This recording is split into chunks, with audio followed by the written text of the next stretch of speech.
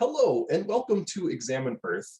Today, we're going to investigate the latest twist in the Spinosaurus saga. Is it terrestrial? Is it aquatic? Or is it both? Spinosaurus causes discussion in a way that most dinos just don't.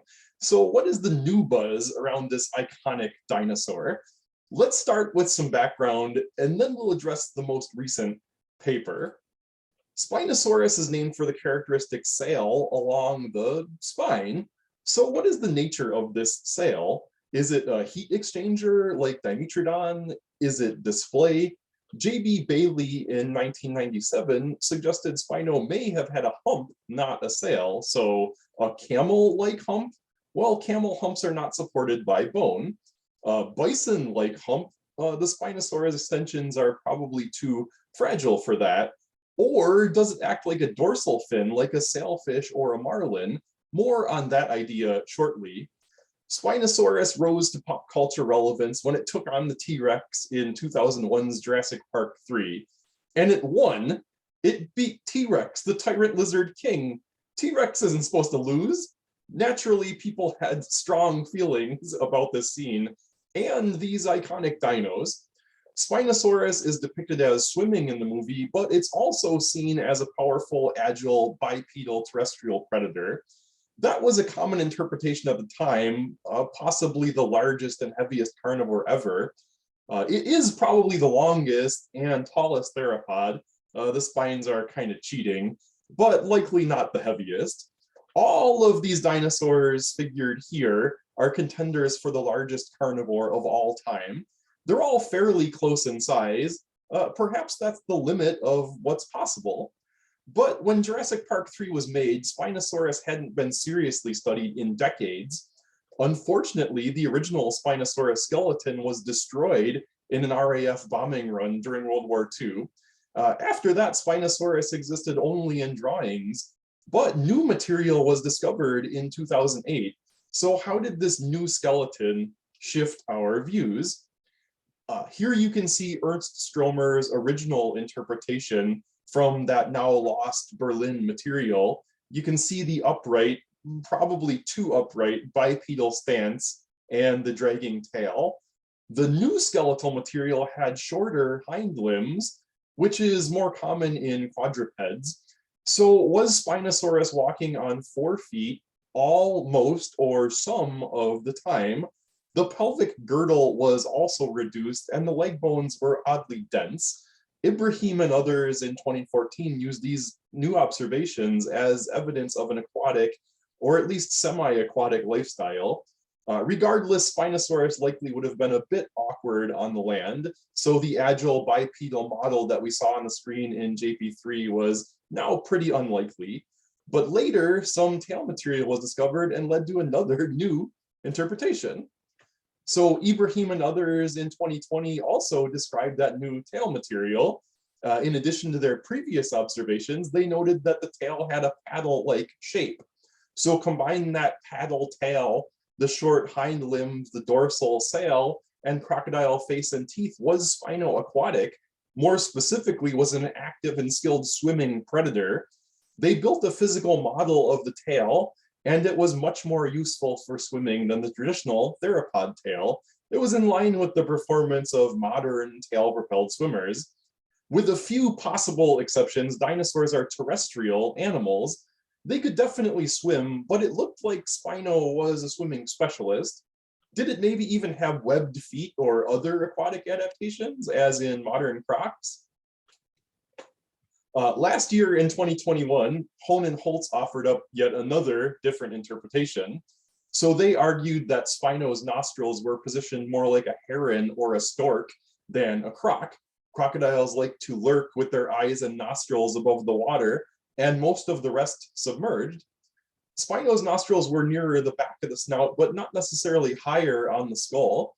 And so this wouldn't allow for the croc-like periscoping, but more for heron-like dipping. They also argued that while the tail was paddle-shaped, it wasn't really that efficient. So they cite the example of the tail fin displays of the Triturus newt, which is not used for swimming, but for sexual selection. So Spinosaurus definitely ate fish though, based on prior stable isotope analysis of tooth enamel. And it definitely had an affinity for the water, but it probably wasn't an active pursuit swimmer on this model, or was it? Let's take a look at the new paper. So as we said earlier, dinosaurs definitely swam, at least occasionally. Michelson in 2010 documented footprints of a bipedal dinosaur that becomes sort of more buoyant as it walks into deeper and deeper water. Farlow and others, including Robert Bacher in 2019, analyzed sauropod tracks that were unusually shallow and only the hands. These trackways had baffled researchers since their discovery back in the 1940s. Were they doing handstands? It seems that they were likely swimming and or floating. So that's the big issue with the active swimming / diving model. Dinosaurs float. So just like us, they're fairly buoyant, and especially the sauropods and theropods. But was this true of Spinosaurus? Fabbri and others in the March 22 issue of Nature published a paper called Subaqueous Foraging Among Carnivorous Dinosaurs.